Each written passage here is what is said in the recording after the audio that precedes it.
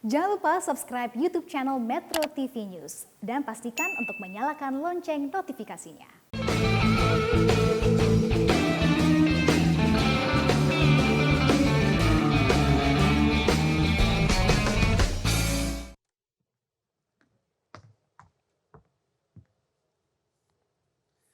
Mungkin sebagian dari Anda masih ingat tragedi seorang kakek yang sedang mengendarai mobil, diteriakin maling, dikejar-kejar, dikeroyok, dan berakhir dengan tewasnya sang kakek. Tak lama kemudian di media sosial viral lagi seorang anak muda yang sedang mencari kucingnya yang hilang, diteriakin maling, dikeroyok, dan tewas. Ini sesuatu yang mengenaskan karena pengadilan jalanan masih terus berlangsung di negeri yang katanya bangsanya adalah bangsa yang santun, yang ramah. Tapi kejadian itu berulang-ulang terjadi di mana begitu mudahnya orang-orang menghilangkan nyawa sesama di jalanan. Apa yang terjadi dengan masyarakat kita? Ini yang menjadi pertanyaan.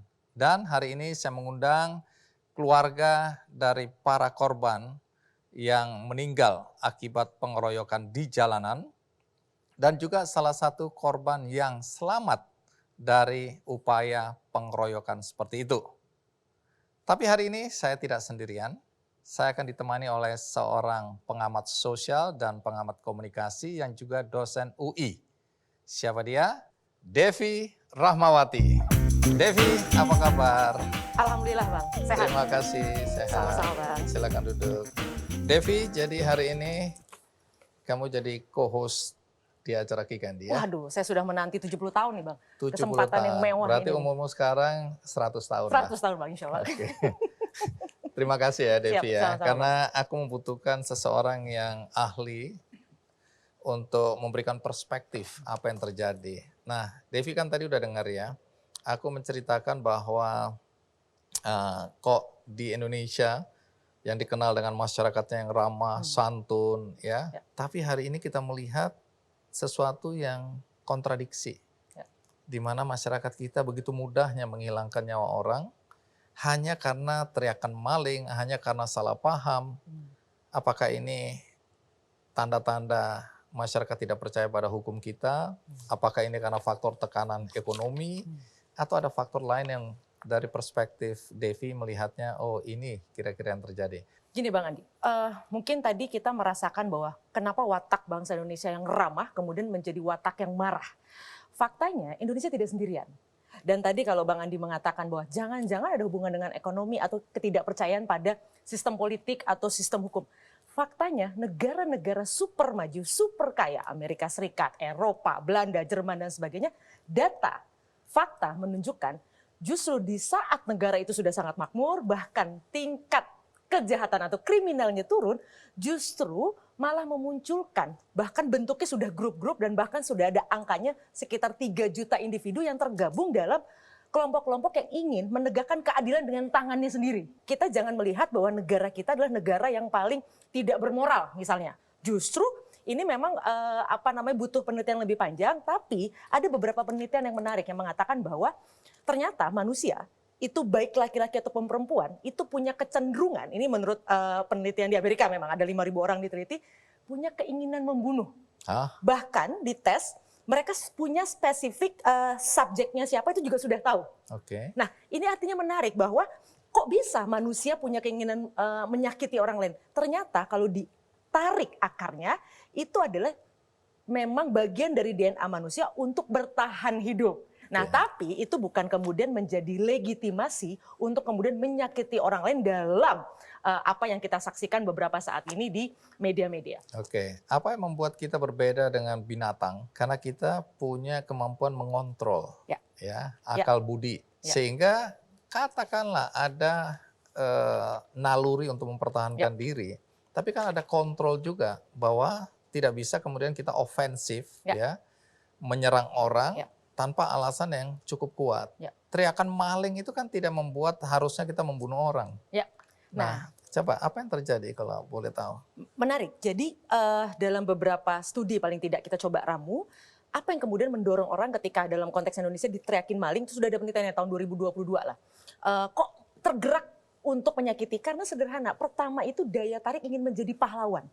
Ingin menyelamatkan orang lain. Jadi sebenarnya drive-nya atau dorongannya bukan karena dia ingin membunuh orang lain, tidak. Karena person-person itu ketika kemudian dia sudah kembali menjadi dirinya, banyak yang sebenarnya semua orang itu ketika bertanya, orang ini memang jahat ya? Enggak, orang ini baik dan sebagainya. Bahkan catatan dunia. Pelakunya ya? Pelakunya. Oke. Catatan dunia bahkan menunjukkan misalnya pelaku-pelaku kejahatan itu ketika ditanya, dikonfirmasi dengan keluarga, dengan lingkungan, tetangga dan sebagainya, mereka orang-orang baik gitu ya. Jadi artinya sebenarnya semangat kepahlawanan yang sayangnya kemudian energinya salah gitu ya. Karena tadi ada faktor lain yaitu kerumunan. Nah, Psikologi massa ini ya? psikologi massa. Dia menjadi satu dengan massa dan kemudian pribadinya itu berubah menjadi Jadi pribadi bersama. Oke. Ini yang memang perlu dilatih, artinya bagaimana menyalurkan semangat kepahlawanan, semangat rasa empati. Karena kan gini, ketika kita mendengar maling, kita bisa kemudian merasakan kalau saya dalam posisi kemalingan, saya pasti berharap ada orang yang ingin membantu saya. Walaupun lagi-lagi tidak melegitimasi perbuatan jahat, tanda kutip, menghabisi orang lain tadi. Oke. Hari ini kita akan mengundang keluarga dari cerita yang tadi saya sampaikan. Kita undang yang pertama adalah Brina Olivera dan Freddy Pati. Brina, terima kasih Bung Freddy yang mendampingi ya sebagai kuasa hukum. Baik, terima kasih sudah hadir di acara Kikendi. Silakan duduk. Kami turut berduka ya apa yang terjadi pada ayah ya. Itu ayahnya Brina ya. Ayah. Oke, Brina anak keberapa? Anak kedua dari 2 bersaudara. Nah, dari visum dokter, ada visumnya nggak? Visum belum keluar ya, katanya nanti di pengadilan, Visum ada di kepolisian. di kepolisian. Oke, jadi untuk sementara dugaan sementara meninggal karena Dari polisi ngomongnya pengeroyokan, cuma menurut kita ya pembunuhan terencana. hari itu kenapa Pak Halim mengemudikan mobil sendirian? Jadi kebetulan supir saya tuh lagi sakit. Supir saya pulang pergi ya, lagi sakit. Jadi ya papa emang ada janjian sama 2 orang di daerah Tangerang. Nah jam 1 siang itu dia setelah makan siang pergi. Dia ketemu sama orang pertama selesai 3:30. Terus dia on the way ketemu orang kedua, dia ada telepon, dibilang saya telat nih ke tempat kamu. Itu sekitar jam 4 kurang, jadi jam 4-an lebih udah nyampe ke tempat orang kedua. Setelah dia orang kedua tuh jam 5:30 selesai. Nah jam 5:30 itu harusnya papa itu menuju pulang karena di dalam mobil saya melihat tuh ada buah-buahan yang biasanya dibeli di daerah Tangerang, sama ada zupa sup untuk cucu-cucunya gitu loh. Nah, Jadi itu kebiasaan ya? ya kalau itu zupa sup biasanya dibawa itu kan pasti kalau dari Tangerang ke rumah saya di Kalibata itu paling nggak ada sejam ya. Jadi mungkin masih anget-anget gitu kan. Oke. Nah pasti dia tahu biasanya itu langsung pulang. Harus segera. Ya harus segera pulang, nggak Tapi mungkin hari mampir-mampir. itu ada makan waktu berapa lama? Dari jam 6, setengah 6, jam 6, sampai jam 1 pagi hilang keberadaan papa saya. Tidak diketahui di mana. Tidak diketahui di mana. Peristiwa pengeroyokan itu sendiri yang mengakibatkan ayahnya atau Pak Halim ini tewas, itu jam berapa? Jam 1 pagi terjadi penyenggolan. Sampai setengah jam, kurang lebih sampai setengah 2, papa saya dikeroyok dan meninggal. Itu ada kejar-kejaran ya, Iya, ada adegan kejar-kejaran. kejar-kejaran. Baik, jadi ada sesuatu yang hilang ya, Iya, informasinya. dari jam setengah 6, Setengah terakhir ketemu 6. orang kedua, Iya. sampai jam setengah 2, jam 1 pagi. Jadi menurut orang kedua, jam 6 sebenarnya udah berpisah. Setengah 6 udah berpisah. Oh, setengah 6 udah berpisah. Dan kejadian tahu-tahu jam sekitar 1 pagi ini ya, sampai setengah 2 peristiwa itu terjadi. Iya. Jadi keluarga mempertanyakan kemana ayah Anda atau papa Anda ini Berada di 7 jam selama itu. 7 jam itu ya. Baik, sebelum kita lanjutkan, kita simak dulu tayangan berikut ini.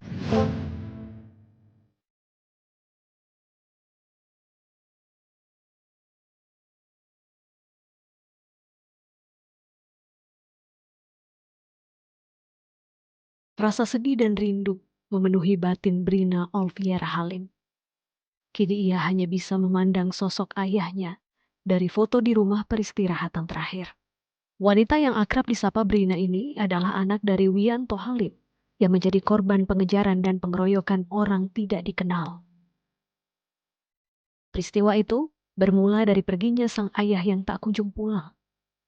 Penuh dengan rasa kekhawatiran mengingat umur ayahnya yang sudah lanjut usia, Brina dan saudara-saudaranya mulai mencari tahu keberadaan sang ayah. Kabar keberadaan sang ayah didapat dari polisi, namun sang ayah telah meninggal dunia. Sosok Wianto Halim di mata Brina adalah seorang ayah yang penyayang, dermawan, serta pekerja keras. Sebagian besar waktu ia habiskan bersama keluarga dan mengurus istri yang sangat ia cintai. Hingga kini, Brina dan kuasa hukumnya masih memperjuangkan keadilan atas kematian ayahnya. Kronologisnya bagaimana sih? Menurut keterangan polisi, ketika almarhum ini lewat di daerah Cipinang, mobil beliau menyenggol sebuah motor. Nah, kemudian yang punya motor ini berteriak supaya berhenti. Tapi mobil beliau tetap jalan, akhirnya dikejar. Dikejar terus makin lama makin banyak karena diteriakin maling. Yang ngejar. Yang ngejar ini makin lama makin banyak, sehingga ketika sampai di lokasi terakhir ya mobil terhenti, langsung dikeroyok. Berapa orang yang ditangkap? Yang ditangkap Yang 9 orang. Polisi berhasil Pertama menangkap. kali polisi menangkap 1 orang. Iya. Pagi-pagi itu selesai kejadian, polisi menangkap 1 orang. Dari informasi 1 orang ini, polisi mendapat informasi karena dia kenal dengan temannya yang ikut juga. Dikasih tahu temannya tinggal di suatu tempat, didatangi ternyata ada 4 orang di sana. Yang ternyata juga adalah pelaku pengeroyokan. Iya, bukan 4 orang, 5 orang. Pelakunya semua ini. Nah, jadi total saat itu 6 orang ketangkep. Jadi para pelaku ini saling mengenal. Saling mengenal karena yang semuanya ada di lokasi yang sama ketika ditangkap. Begitu. Oh, oke. Itu informasi yang kami dapatkan pada tanggal 23 itu. Setelah kematian, pagi-pagi kami membuat LP, polisi menjelaskan seperti itu. Gitu kan. Nah, kemudian polisi menyatakan bahwa ini kami masih kejar yang lain karena ada beberapa motor yang terekam di CCTV, ternyata itu motor hasil curian. Jadi sulit untuk dicari keberadaannya gitu kan. Motor yang sudah dijual lewat online. Sulit. Nah, akhirnya beberapa waktu yang lalu polisi berhasil menangkap lagi 3 orang. Tetapi yang 3 orang ini bukan pelaku pengeroyokan atau pengerusakan. Tapi Mereka adalah 2 diantaranya, yang 1 bawa motor yang dibonceng, yang merekam sejak pertama sampai terakhir. Merekam kejadian tersebut, membuat video dan diviralkan. Dan itu yang diupload. Iya, itu yang diupload. Jadi total semuanya 9 orang yang sudah diamankan oleh kepolisian. Kurang lebih peristiwanya seperti Seperti itu ya. Sampai nanti ada pembuktian lain misalnya ya. Pak Halim diteriakin karena nyenggol tadi, kenapa nggak berhenti? Kalau keyakinan kami pasti karena dia nggak tahu, dia nggak dengar. Apa betul katanya ada informasi bahwa Pak Halim pendengarannya kurang ya? Pendengarannya tapi emang kurang, tapi dia biasa pakai alat mendengar.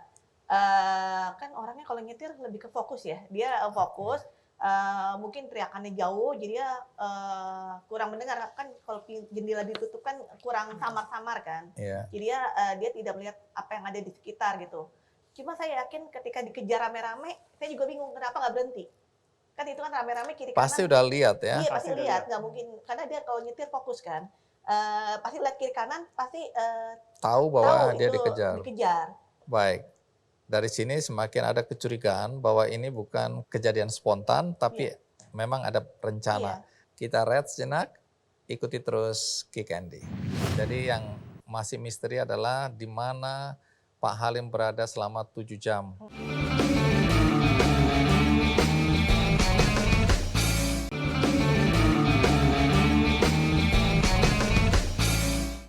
Baik, kita lanjutkan lagi. Kalau boleh tahu, apa yang membuat keluarga merasa bahwa ini pembunuhan berencana? Motifnya apa?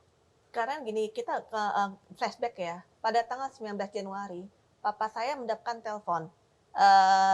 Yang intinya papa saya marah. Dia bilang gini, ngapain kamu buntutin saya terus? Buntutin saya terus. Yang ada saksi mata yang mendengar dan melihat itu loh. Ada kasus apa yang kemudian keluarga curiga bahwa memang ayah Anda memang sudah lama diincar untuk menjadi korban dari kejahatan kekerasan seperti ini? Jadi sejak tahun 1978, beliau ini investasi tanah, membeli beberapa bidang tanah di daerah Kota Tangerang. Beliau membeli tanah tersebut dari masyarakat. Nah, tapi kemudian beberapa tahun kemudian ketika beliau ingin membuat sertifikat, ternyata sudah ada sertifikat, kemudian timbullah sengketa panjang. Dan sengketa Sampai itu ke pengadilan? sampai hari ini, sampai ke pengadilan. Baik pidana maupun perdata. Sampai hari ini itu sengketa itu belum pernah selesai. Udah berapa tahun?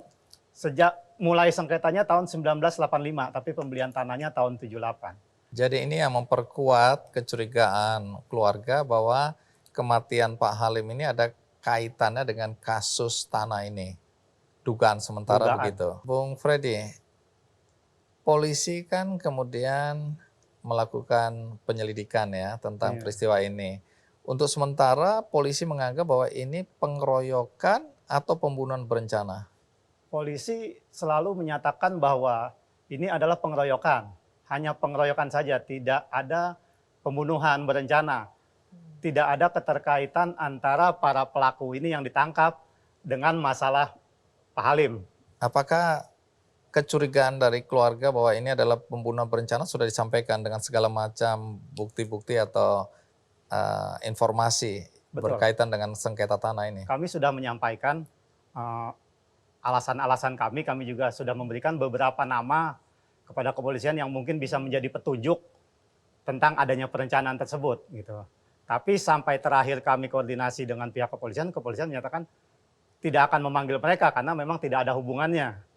Nah, itu salah satu kekecewaan kami. Belum diperiksa sudah dinyatakan tidak ada hubungannya. Jadi perjuangan keluarga melalui Anda untuk melanjutkan kasus hukumnya apakah ada atau berhenti? Ya, pertama kami tetap meminta kepada polisi untuk mencari tahu keberadaan beliau ini dari jam 6 sore itu sampai jam 1. Karena kan yang berhak memeriksa CCTV jalanan atau rumah-rumah itu hanya kepolisian. Nah, kita minta tolonglah Pak Polisi buka semua CCTV yang ada di sepanjang jalan itu mundur ke belakang gitu. Terakhir beliau ada di mana mundur ke belakang pasti kan lama-lama ketemu. Beliau berasal dari mana antara jam 6 sampai jam 1 ini. Ini misteri yang diharapkan Ya. bisa memecahkan Betul. kecurigaan ini ya. Katakanlah kalau itu memang bukan pembunuhan berencana, paling tidak itu diselidiki dulu. Jadi terbukti, jadi keluarga juga puas, oh memang bukan, kebetulan aja ini terjadinya gitu kan. Tapi kalau ini tidak dibuka, tetap keluarga kan tetap bertanya-tanya, kenapa sih polisi tidak buka ini, ada apa? Malah jadi timbul curiga dengan polisi, padahal polisi sejauh ini sudah bekerja sangat baik kalau buat kami gitu kan. Saya dengar dari pihak keluarga dan kuasa hukum agak kecewa karena kejadian tewasnya Pak Halim itu justru di depan polisi dan security begitu Betul. ya. Kan polisi ikut menggiring bahkan berusaha untuk menghentikan mobil tersebut dengan tembakan gitu kan. Seharusnya ketika mobil ini terhenti polisi langsung turun, amankan, masukkan ke dalam mobil polisi. Yang biasa terjadi seperti itu. Orangnya dimasukkan ke dalam mobil polisi, taruh di bawah supaya nggak bisa Diamankan. dikeroyok. Tapi ini kan nggak, polisi Dapat berhenti. kabar polisi mengikuti dari mana? Ada di video tersebut. Dan ada kesaksian dari security di kawasan industri itu, dia cerita ke kita juga. Saya dengar yang lebih menyedihkan lagi bagi keluarga karena papa ini dalam kondisi sebenarnya lagi sedih melihat mama yang pikun ya, Iya, Alzheimer. mama saya udah Alzheimer. Tanya yang support 100% itu adalah mama. Di mana-mana cerita apa ke mama. Tiba-tiba mama divonis Alzheimer dan demensia. Jadinya Papa terpukul ya. Iya, jadinya support utamanya sudah nggak ada anggapannya kan. Sementara anak-anak sudah punya keluarga masing-masing. Jadinya dia tuh mulai down. Jadi sejak 2016 itu mulai down, tapi dia tetap jaga mama saya. Dia pun yang nyuapin mama saya. Kadang malam-malam bawa ke kamar mandi. Terus kalau pulang itu selalu bawain mama saya makanan gitu loh. Walaupun mama saya entah masih inget atau enggak, tapi dia selalu cerita. Tadi ada kejadian gini-gini loh. Jadinya selalu Papa selalu bercerita, iya, walaupun mama saya tahu udah nggak bisa dia komunikasi. Papa selalu bercerita, selalu menganggap mama saya tuh masih bisa connect gitu loh. Jadi tidak kebiasaan beliau untuk pergi malam itu nggak ada. Nggak Karena ada. beliau harus urus istri di rumah. Ya. Walaupun ada suster, ada pembantu, tapi sudah menjadi kebiasaan beliau urus istri, kasih makan, segala kebutuhan istrinya. Kalau beliau di rumah tuh beliau yang urus. Jadi itu sebenarnya ritmenya udah sama lah ya, Iya. kebiasaannya. Kebiasaannya Dan seperti sup-sup itu pasti harus segera di... sebelum Iya. waktu makan malam dia harus sudah ada di rumah. Oke, jadi yang masih misteri adalah di mana Pak Halim berada selama 7 jam. Saksi yang saya ajukan waktu pemeriksaan itu sama sekali tidak ada yang dipanggil. Jadi ya saksi yang tahu keberadaan papa saya jam 5:30 terakhir itu tidak dipanggil. Yang tanggal 19 yang melihat dan mendengar papa saya marah-marah mengatakan, ngapain kamu tutupnya saya terus, tidak dipanggil. Saksi wartawan yang mengatakan nyawa papa saya di harga 6 miliar pun tidak dipanggil. Semua dibilang tidak ada kaitannya, tidak ada hubungannya dengan pengeroyokan itu, pertenggolan. Baik, terima kasih, saya hargai kehadiran Birna dan Bung Freddy ya untuk menjelaskan kasus ini. Mudah-mudahan ini menjadi pelajaran buat kita semua. Ya. Nah, harapan dari Birna sendiri dan keluarga apa berkaitan dengan kasus ini? Intinya kita cuma minta keadilan untuk papa. Usut tuntas, polisi bisa usut tuntas semua sampai kejadian sebelum tanggal 19 ini. Kalau bisa menemukan siapa sih dalang di balik layar ini kan. Terima kasih Birna. Devi, jadi yang jadi perhatian kita juga adalah baru saja terjadi kasus seperti ini, nggak lama di media sosial juga viral, seorang anak muda yang sedang mencari kucingnya yang hilang di kolong sebuah mobil, dan kemudian ada yang meneriakin dia maling, kemudian dia dikeroyok dan berakhir dengan kematian. Ini tragis menurut saya. Nah, bagaimana ceritanya? Saya akan mengundang orang tua dari anak muda ini. Ikuti terus Kick Andy. Lalu saya diajak menghampiri kantong jenazah. Di situ saya melihat anak saya.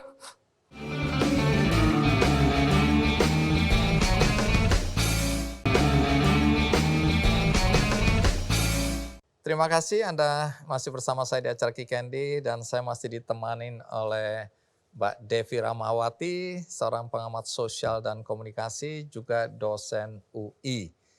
Nah, Mbak Devi, ini kalau kita lihat ya, kekerasan di jalanan, karena kita sedang bicara mengenai pengadilan jalanan. Yang paling sering kita dengar kan tawuran anak-anak muda. Betul. Ya, mereka membekali diri dengan senjata tajam, geng motor. Ya. Ada orang nggak salah, dia hanya lewat itu dia sabet aja, hanya untuk menunjukkan katanya sih, itu hanya untuk butuh pengakuan bahwa dia udah boleh masuk gengnya, geng motor itu. Nah ini sekarang pelakunya, nanti kita tanyakan, konon adalah anak-anak muda juga. Kalau saya lihat di dalam berita itu umur 17 sampai 21 tahun. Nah fenomena kekerasan di kalangan anak muda, bagaimana menurut Devi? Gini Bang Andi, jadi memang orang sering berpikir, mana mungkin anak muda yang masih dianggap murni, polos, lalu kemudian bisa melakukan aksi kekerasan yang bahkan di luar nalar kemanusiaan. Faktanya justru sebenarnya anak-anak muda yang menjadi pelaku kekerasan tadi, mereka ini adalah korban dari sistem. Sistem korban apa? dari sistem, oke. Pertanyaan sistem apa? Sistem yang tidak memperhatikan mereka. Yang artinya kemudian mereka mencari ruang, jalanan, dan geng tadi sebagai rumah mereka. Praktik kekerasan anak muda itu berbeda sekali dengan praktek orang dewasa. Karena motifnya jelas bukan ekonomi. Dari tahun 80-an sudah jelas studi-studi di Indonesia tentang geng motor tadi Bang Andi sebut, itu pelakunya bukan dari anak-anak, mohon maaf, kalangan menengah ke bawah. Tidak, justru dari kalangan menengah ke atas. Nah ini yang menarik, artinya menjawab bahwa anak muda ketika melakukan kekerasan lagi-lagi bukan motif ekonomi. Sehingga pendekatannya juga tidak semata-mata ekonomi. Tapi bagaimana keringnya mereka dari apresiasi. Karena apa? Apalagi sekarang pakai sosial media, mereka bisa live Instagram dan sebagainya yang membuat harumnya nama mereka sebagai seorang yang kuat, pemberani dan dielu-elukan itu mendapatkan amplifikasi yang semakin luas. Nah ini yang sebenarnya tidak disadari oleh banyak orang dewasa di sekitarnya yang seharusnya memberikan apresiasi tadi. Sederhana, pujian saja. Ini anak-anak ini kering bahkan dari pujian sekalipun. Dan pola asuh yang berpikir bahwa kasih sayang itu harus diterjemahkan dengan memberikan motor.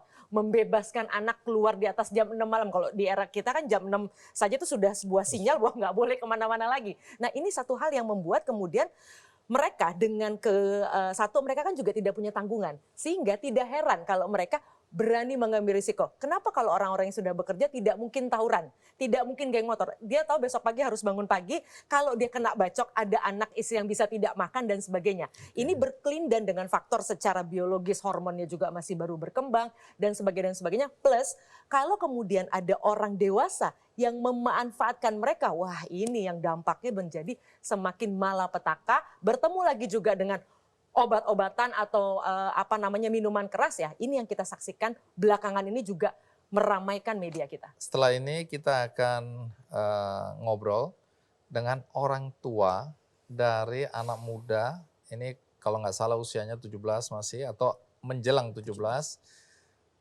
Tewas hanya gara-gara teriakan maling. Ya, nanti kita dengarkan kisahnya. Kita undang Pak Abdul Hafiz dan Ibu Ernawati. Pak Hafiz, Bu Erna, terima kasih sudah hadir di acara Kigendi. Terima kasih.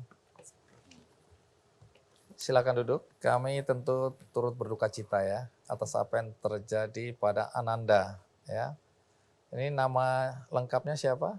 Lutfi Erlangga Hafiz. Oke, Lutfi Erlangga Hafid, dipanggilnya Angga, Angga. Nah, Angga ini anak keberapa? anak sulung dari 4 bersaudara. Dari 4 bersaudara. Usianya berapa? 16 tahun, Oh, jadi menuju ke 17 ya. tepat 7 hari sebelum berulang tahun yang ke-17. Kejadian itu terjadi. Kejadian. Itu kejadiannya di daerah mana atau berapa jauh dari rumah? Kejadian itu lebih kurang 150 meter dari rumah. Jam Tidak berapa jauh. itu? Jam 00.45. Oke. Jadi Angga memang keluar dari rumah jam segitu untuk mencari kucingnya. Betul, Oke. Jadi fakta bahwa memang ada kucing yang hilang, Angga mencarinya. iya, Dan kemudian terjadilah peristiwa itu. betul. Nah, sampai di situ dulu karena kita akan ajak penonton untuk melihat liputan berikut ini.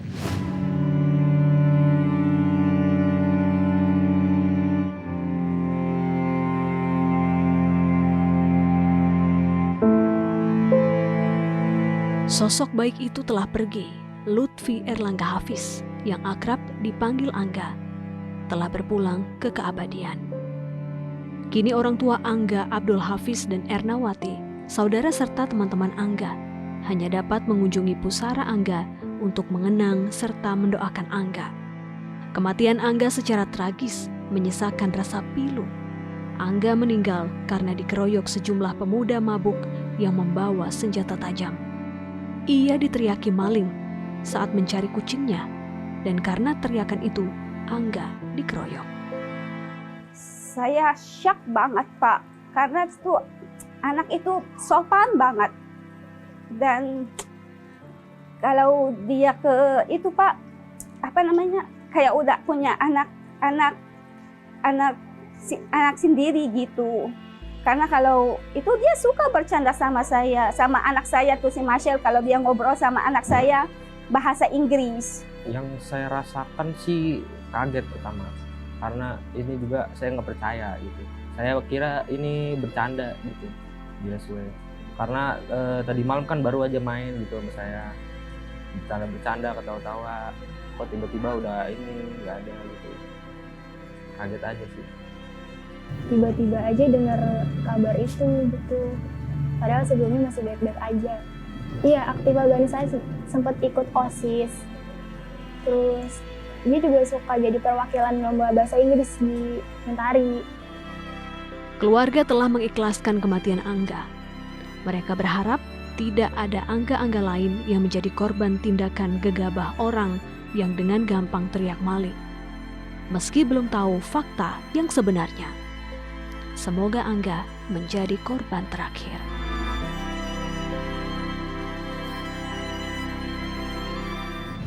Pak Hafiz dan Ibu Erna pertama kali mendengar kabar tentang kejadian ini di mana Hafiz meninggal karena dikeroyok ya. Itu kapan? Jadi Pak Andi, saya dihubungi pihak security pukul 4 pagi. Jadi pertanyaan pertama yang disampaikan ke saya, si abang ada di rumah nggak? Siapa yang bertanya? Ketua RW dan security. Jam 4 pagi. Jam 4 pagi saya dihubungi. Kejadiannya padahal jam 1 ya? Jam 1 Oke, terus? pagi.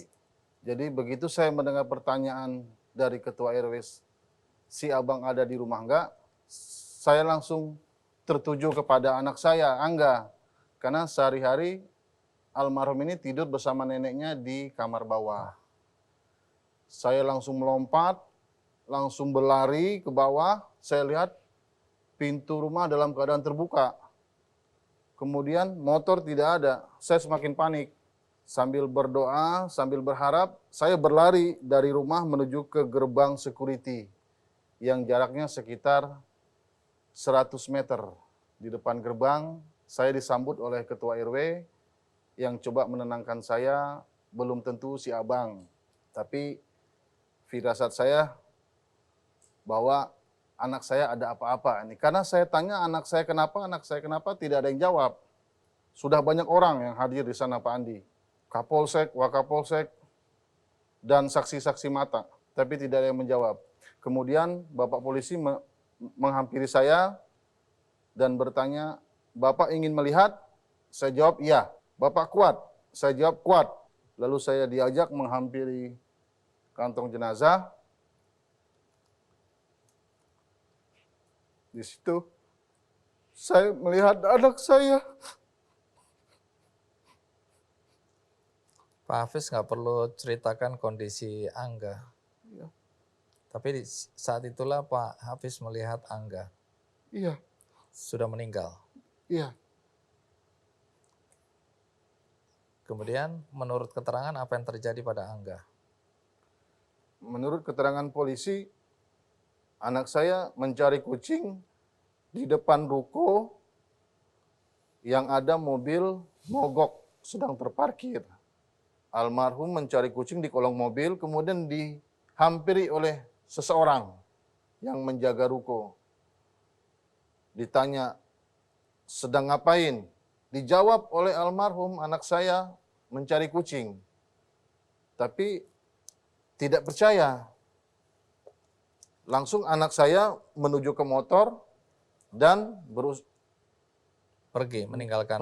meninggalkan tempat itu. Tapi yang bertanya tadi langsung berteriak maling. Sekitar jarak 30 meter dari awal tempat pertama, almarhum dihadang oleh sekelompok orang yang menurut keterangan polisi adalah geng motor yang sedang nongkrong di taman di depan ruko. Ketika dihadang, almarhum ditanya, kamu maling apa? Dijawab, saya cari kucing. Tapi tetap tidak percaya. Merasa panik, anak saya ngegas motor. Karena sudah dikerumunin orang, ngegas motornya. Nah disitulah salah satu orang langsung menebas kepala almarhum dari depan. Jadi kelompok ini bawa senjata. Sudah bawa senjata, dalam keadaan membawa senjata ketika nongkrong. Menurut keterangan kepolisian. Motif membawa senjata ini sudah diketahui. Menurut keterangan kepolisian, mereka berencana tawuran di daerah Jakarta Utara. Jam 1 pagi. Jam 1 pagi. Mereka memang biasa nongkrong di situ, Pak? Kalau Anak-anak setahu yang- Bapak, biasanya di lingkungan itu apakah memang mereka sering nongkrong? Tidak ada. Hanya hari itu saja? Hanya hari itu. Oh. Biasanya jam 11 malam itu sudah steril. Berapa orang pelakunya? Total 1 orang yang teriak maling dan 5 orang yang melakukan pengeroyokan bersama-sama menggunakan senjata tajam. Tidak ada yang melerai waktu itu. Tidak ada, sampai anak saya benar-benar dalam keadaan sekarat, menurut keterangan saksi. Ya, memang. Ada keterangan bahwa para pelaku dalam kondisi mabuk. Menurut keterangan kepolisian, 3 dari 4 pelaku yang sudah ditangkap positif narkoba jenis sabu dan minuman keras. Baik, kalau Pak Hafiz dan Ibu, apakah melihat ada kejanggalan yang terjadi pada hari itu? 1 minggu sebelum kejadian, almarhum ini mengumpulkan tugas dari guru bahasa Indonesia sebuah puisi. Puisi. Nah nanti jelasin ya. Ini semacam firasat ini ya. Baik, kita sampai di situ dulu. Nanti silakan ceritakan. Tapi sekarang kita rehat jenak. Saya akan segera kembali. Jangan main hakim sendiri, hukum jalanan janganlah menjadi kebiasaan masyarakat kita ke depannya.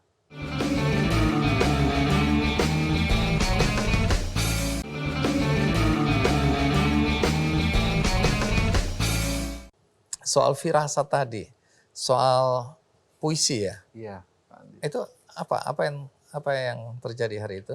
Satu hari setelah pemakaman, guru SMA datang ke rumah menyampaikan bahwa almarhum mengumpulkan tugas dari guru bahasa Indonesia berupa sebuah puisi yang diberi judul Salat Menuju Kebaikan.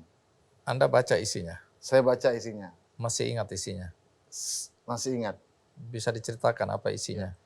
Dalam puisi itu almarhum mendeskripsikan salat sebagai aku.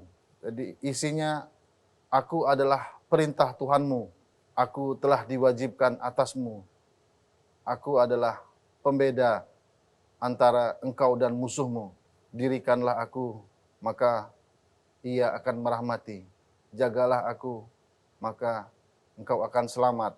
Aku membawa kebaikan dan ketenangan. Aku adalah jalan menuju surga.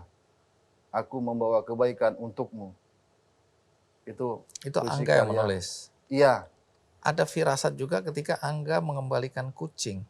Untuk Ibu firasat, tahu? Ibu. Memang dia suka ke kucing dari udah lama pingin miara, tapi saya nggak kasih karena kan ada neneknya yang masih udah tua, adik-adiknya kan bulu-bulunya takutnya gitu. Jadi dia suka diem-diem tuh piara di rumah kosong, nggak jauh dari rumah. Itu sebenarnya itu kucing itu ada 4, tapi udah meninggal 3 ya, tinggal 1. Nah yang 1 ini yang suka dipelihara sama si kakak. Jadi makanan yang dikasih itu makanan yang dia makan. Jadi makannya bisa bolu, martabak, bukan makanan kayak ikan gitu. Dan kucingnya mau? Mau doyan. Sampai itu pun kita tahunya setelah kakak nggak ada. Dari rekaman? Atau dari cerita? Dari kebiasaan. Kebiasaan dia pas Kebiasaan si kucing. Kucing itu pas kita kasih lihat, kan selama ini saya nggak terlalu perhatian ya. Ternyata kok kucing mau bolu katanya. Nah yang malam sebelum kejadian itu kan dia sempat titipin kucing itu sama ada anak sebelah tetangga kelas 6 SD. Dia titipin, dia bilang begini, Rara saya kembalikan kucingnya gitu. Oke, ini sesuatu yang tidak biasa Yang nggak diucapkan. biasa. Biasanya juga terus dijawab sama ibunya yang si Rara tadi, dia bilang, kakak nanti besok juga diambil lagi, dia bilang gitu. Tadi saya sempat bilang bahwa Angga ini anak yang berprestasi ya? Iya, Pak Andi. Bisa cerita apa prestasinya selama ini? Ya, almarhum pernah juara 1 speech contest antar SMP se-Kabupaten Bekasi. Bahasa Inggris atau bahasa Indonesia? Pidato bahasa Inggris. Oh. Juara 1. Kemudian storytelling, juara 3. Dalam bahasa Inggris juga storytelling. Nah prestasi lain, almarhum ini aktif dalam organisasi sekolah. Sebagai sekretaris OSIS di SMP. Kemudian Jadi anak yang aktif ini ya? Aktif, padahal di rumah pendiam hanya berkutat dengan handphone dan laptop. Tapi ternyata di sekolahan bergaul, aktif di organisasi, dan menawarkan diri, terakhir pengakuan dari gurunya, menawarkan diri untuk bergabung ke dalam kelompok tahfiz Quran. Dan sebentar lagi akan dilantik sebagai wakil ketua pramuka di SMA Negeri 10 Bekasi. Bagaimana Pak Hafiz dan Bu Erna ya mengatasi guncangan ini dan bisa kemudian hadir di sini? Saya sungguh mati mengapresiasi ya. Tidak semua orang siap untuk hadir di sini menceritakan kisah pilu tentang terutama anak terkasih. Apalagi dengar-dengar Hafiz itu sayang banget sama adik-adiknya ya. Kami berdua tentu saling menguatkan, yang pertama. Yang kedua, kita harus kembali kepada ketentuan Allah, takdir Allah. Bahwa anak adalah titipan. Itu yang menguatkan kami berdua bahwa sewaktu-waktu Allah akan ambil titipannya. Yang ketiga, Allah akan memberikan ujian kepada hambanya sesuai kemampuannya. Tidak akan melebihi kemampuan hambanya. Itu yang kami yakini bahwa kelak semoga almarhum bisa menjadi penolong bagi kami dan orang-orang yang mendoakannya. Amin. Itu yang menguatkan kami. Walaupun Di saat-saat tertentu, terutama ibunya terkenang, menangis, saya pikir manusiawi. Bukan karena tidak ikhlas, tapi karena kenangan-kenangan yang pernah kami lalui bersama almarhum. Tidak mudah ya, tapi ini pembelajaran bagi kita semua tadi bahwa ini rencana Tuhan dan kadang manusia tidak tahu apa rencana Tuhan ya. Tapi sekarang sudah paling tidak bisa menerima, hidup harus berjalan terus. Bagaimana menjelaskan kepada adik-adiknya? Ada 2 adiknya yang kecil, umur 6 dan 7 tahun. Nomor 3 dan nomor 4. Sementara yang nomor 2 kelas 8 SMP. Nah, yang 2 kecil ini ketika ditanya, kakak kemana? Jawabannya ada di surga. Mereka tahu bahwa kakaknya sudah pergi dan tidak akan kembali ya. Baik, kalau harapan semua sudah terjadi, ini kan kita bicara tentang orang-orang yang kehilangan orang yang tercinta, bukan untuk sesuatu yang menurut saya itu signifikan. Ini kan sesuatu yang harusnya tidak terjadi. Maaf, dibunuh oleh sesuatu yang tidak dia lakukan dan tidak pantas dia terima. Yang pertama harapan kami, para pelaku dihukum maksimal seberat-beratnya, setimpal dengan perbuatannya. Itu yang kami harapkan. Yang kedua, kami berharap tidak ada lagi angga-angga lainnya, hal-hal seperti ini. Terlalu mahal nyawa, harus menebus kesalahan yang belum tentu bisa dibuktikan, dan bahkan jikapun kesalahan itu bisa dibuktikan, ada proses hukum yang seharusnya bisa dilalui. Jangan main hakim sendiri, hukum jalanan janganlah menjadi kebiasaan masyarakat kita ke depannya. Baik, terima kasih Pak Hafiz, terima kasih Bu Erna. Sama-sama ya. Pak Andi. Berikutnya saya akan mengundang seorang anak muda juga yang jadi korban pengeroyokan, tapi dia selamat. Bagaimana kisahnya? Ikuti terus Kick Andy. Ketika terjadi pengrusakan mobil, itu memang Gandhi masih di dalam ya.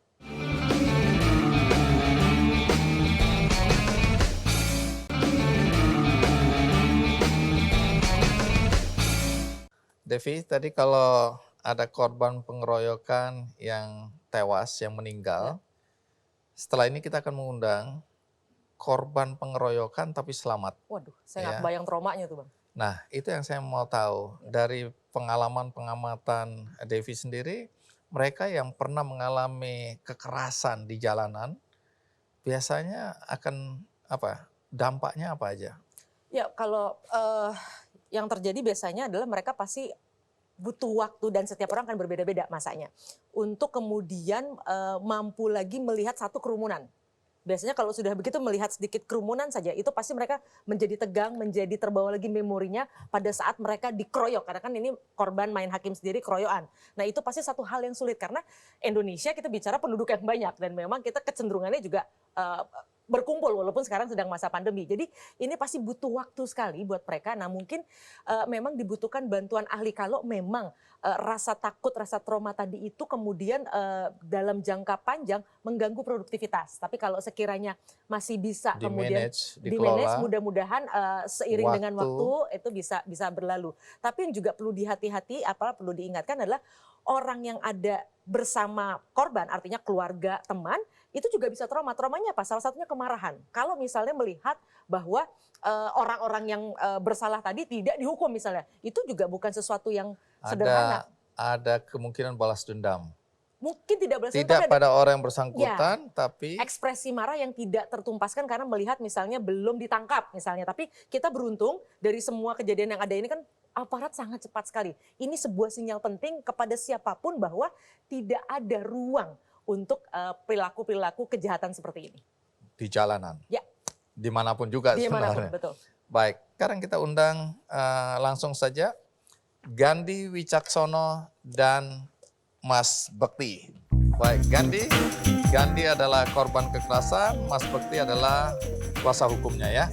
Ya, terima kasih sudah hadir di acara Kick Andy, silakan duduk. Kebetulan sebelum mengundang Gandhi, saya nonton video yang viral di media sosial ya. di mana waktu itu sekilas karena saya nggak tahu kemudian bisa bertemu dengan Gandhi di sini. Saya cuma sekilas lihat ada mobil Mercy ya diinjak-injak, kacanya pecah dan saya kaget karena orangnya masih ada di dalam. Ya. Nah kemudian terputus gambar di luar, ternyata orangnya tanda kutip sedang berdialog di situ.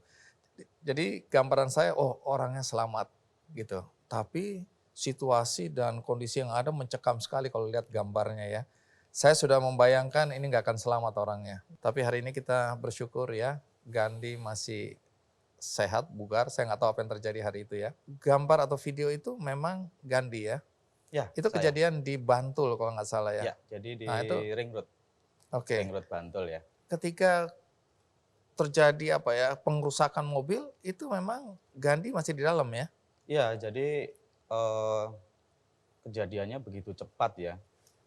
Jadi begitu saya lampu merah berhenti, nah itu di belakang saya orang langsung yang ngejar saya langsung anarkis, langsung melakukan pengerusakan mobil sambil ada yang teriak maling mobil juga. Jadi maling lagi Iya. nih. Kondisi mobil gimana? Ya cukup parah ya, Bang. Cukup parah, Bang. Cukup parah. Jadi kaca depan pecah, kaca belakang juga pecah, spion sebelah kiri pecah juga, bodi-bodi mobil, lampu belakang juga pecah. Anda terluka nggak hari itu?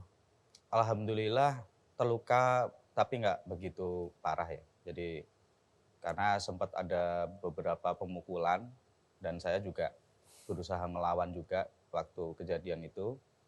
Nah, lalu ada seorang warga yang dia menyelamatkan saya sebetulnya. Jadi dia menarik saya, terus Melindungi. Ya, melindungi. Dia memberhentikan motor, terus saya diamankan di kantor polisi. Jadi kita bertiga naik motornya itu, Oh, terus ke kantor polisi. karena saya lihat di pinggir jalan itu masih ada perdebatan antara Anda, saya nggak tahu, dengan massa waktu itu. Ya, sebetulnya durasinya cukup lumayan lama, Bang. Jadi mulai mereka merusak mobil, saya turun, terus di situ ada tindak kekerasan, pemukulan, itu durasinya lumayan lama. Cuman sebelum Anda diselamatkan. Iya, cuman waktu saya mengalami cuman kayak sekilas aja gitu, kejadiannya begitu cepat.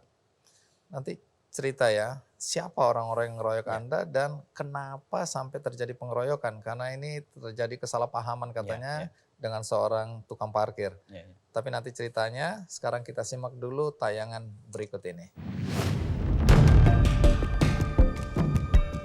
Rasa trauma itu belum sepenuhnya hilang dalam diri Gandhi Wicaksono. Gandhi menjadi korban pengeroyokan akibat teriakan maling yang dilontarkan seseorang. Peristiwa pengeroyokan itu berawal dari perselisihan Gandhi dengan tukang parkir. Untuk menghindari keributan berlanjut, Gandhi meninggalkan tempat kejadian dan ternyata ia dikejar sejumlah orang, teman tukang parkir. Orang yang mengejar makin banyak karena teriakan maling dari orang yang mengejarnya. Karena panik, mobil yang dikendarai Gandhi sempat menyerempet pengendara motor. Di perempatan di daerah Kasihan Bantul, Yogyakarta, mobil Gandhi berhenti. Dan di situ Gandhi dikeroyok. Beruntung, Gandhi diselamatkan seseorang.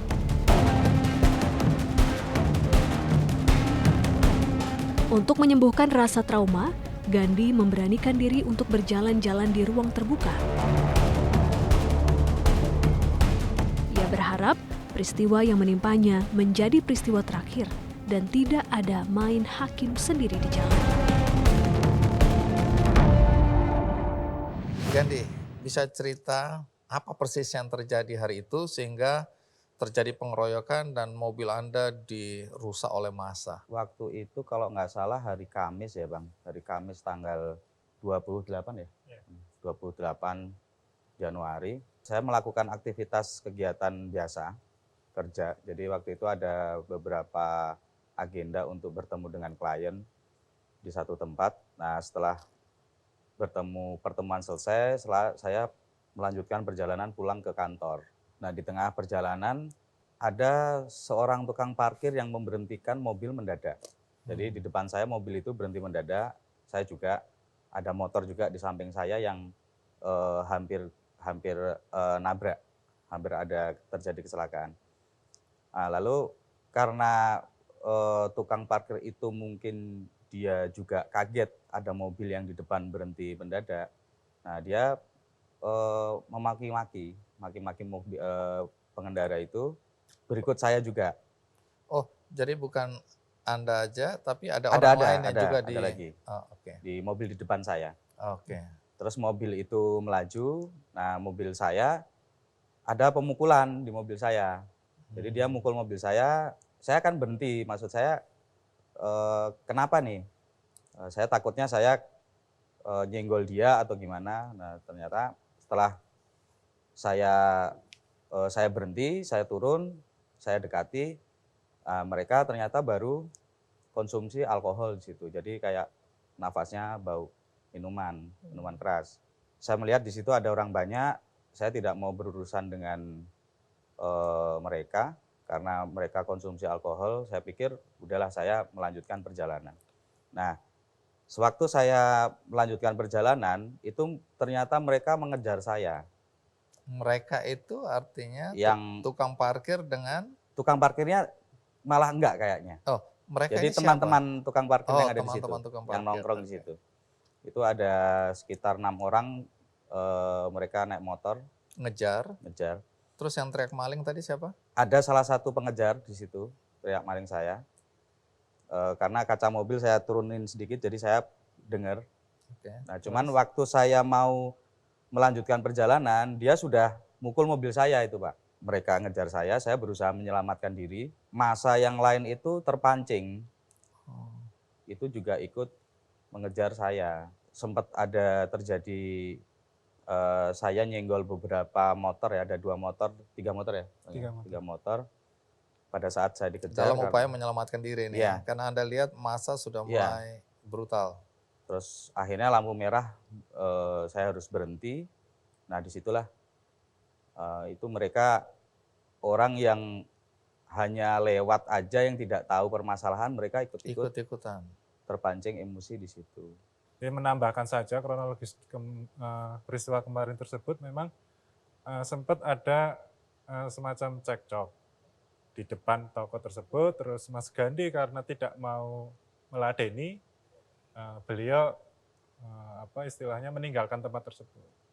Nah inilah awal mula sebenarnya di situ. Gerombolan atau teman-teman tukang parkir itu mengejar hingga akhirnya tadi diceritakan ada beberapa yang karena takut tersebut terserempet, terus di masa ini kan sudah banyak sekali. Masa di sini apakah benar-benar tahu permasalahan sama yang tidak atau hanya memang dia murni ingin berbuat kejahatan.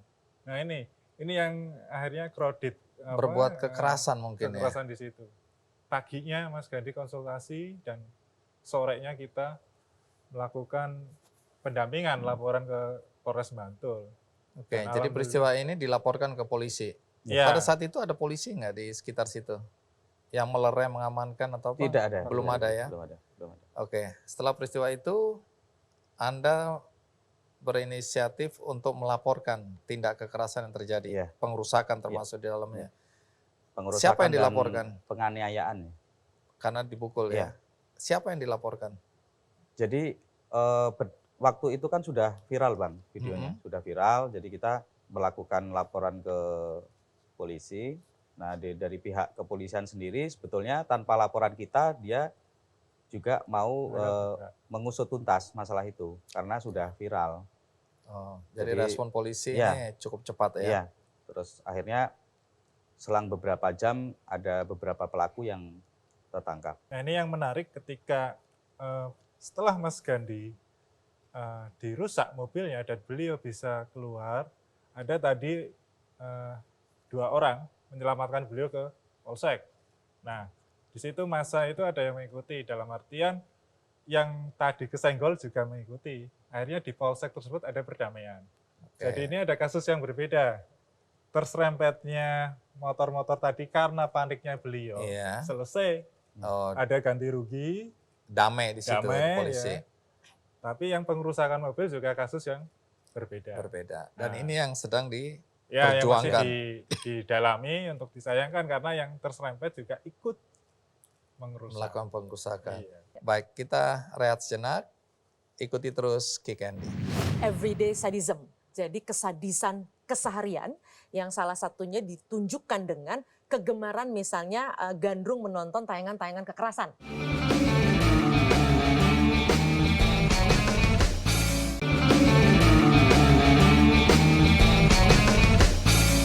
Baik, saya tertarik dengan pernyataan Gandhi tadi ya, bahwa ketika dikeroyok itu sempat melawan. Nah, respon Gandhi waktu keluar dan melawan itu bagaimana reaksi orang-orang itu? Saya pikir karena saya juga emosi ya Pak ya, Bang. Jadi saya berusaha keluar dari mobil. Saya keluar, nah respon dari orang-orang yang melakukan pengerusakan atau penganiayaan, ya karena mereka juga sudah terbawa suasana dan emosi, jadi ya kadang tidak terarah ya.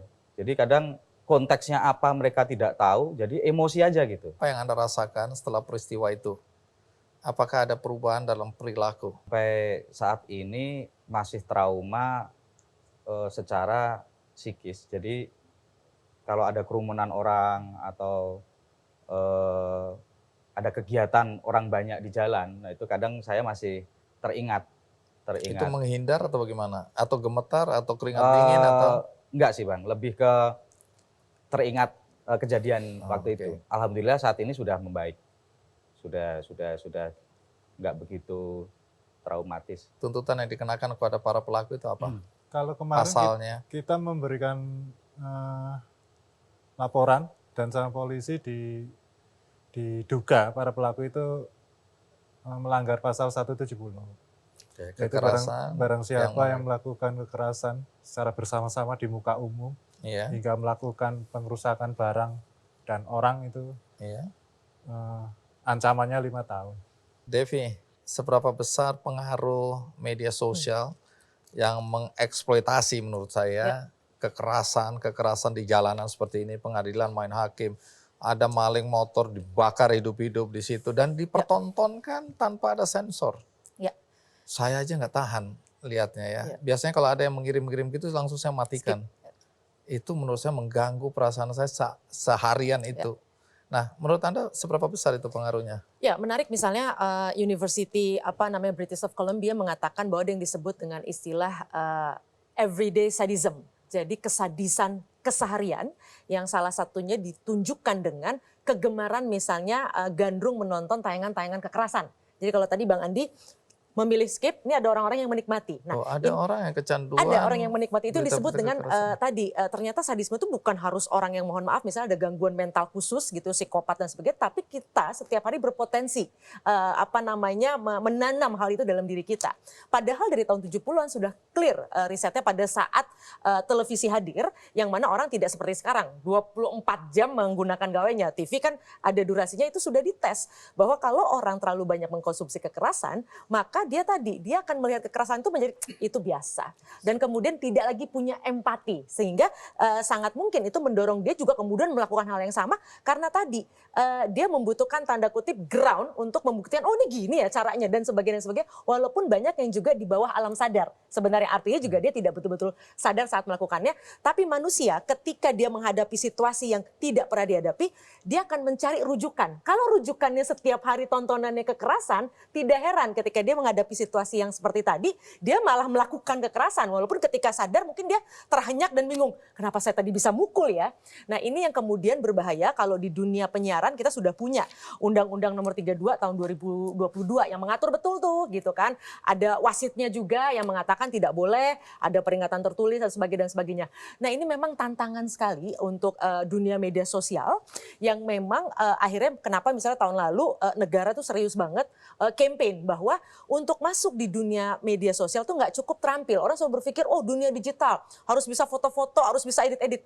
Lupa akan etika, lupa akan budaya dan lupa akan soal keamanan. Makanya satu paket ini adalah satu paket yang nggak bisa dipisahkan kalau kita mau hidup damai.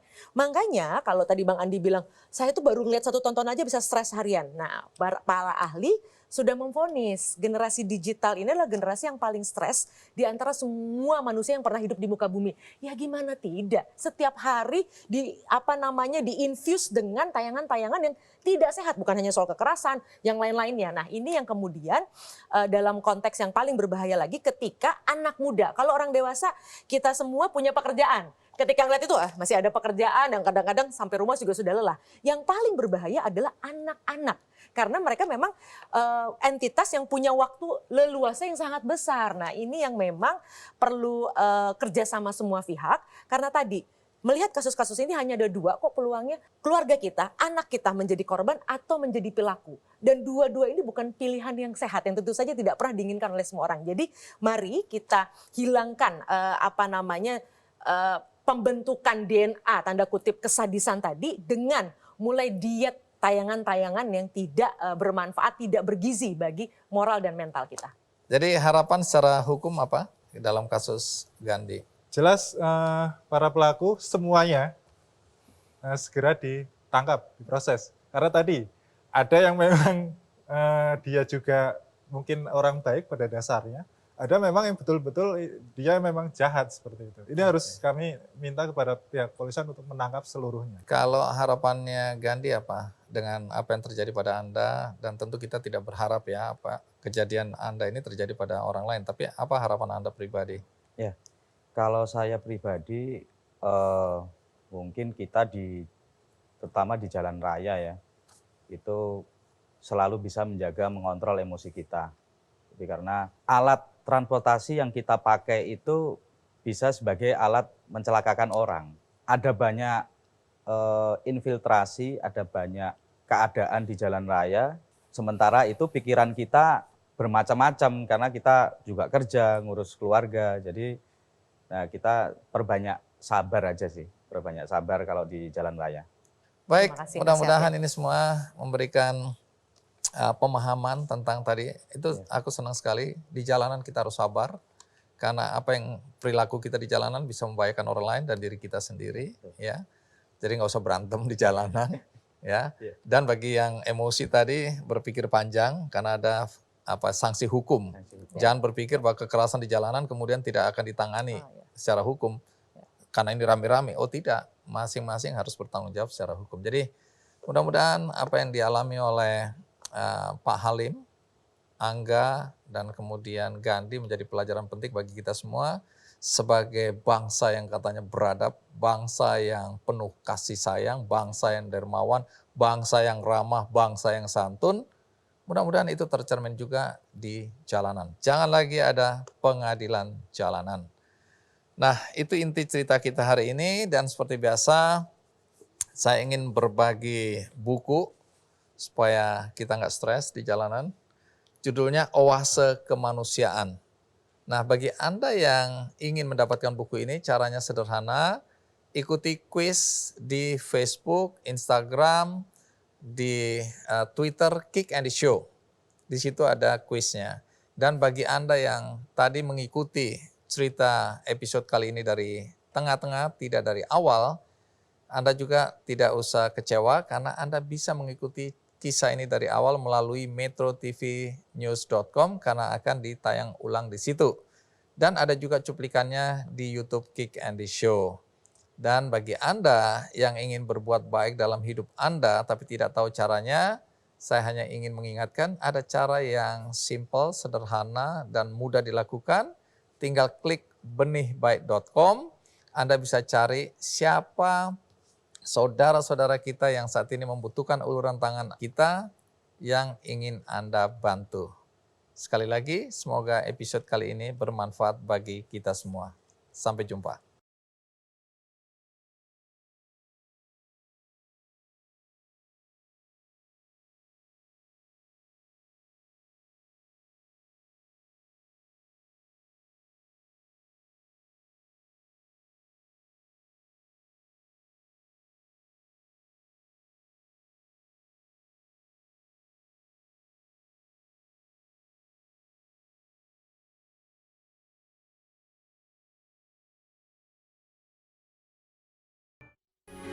Metro TV.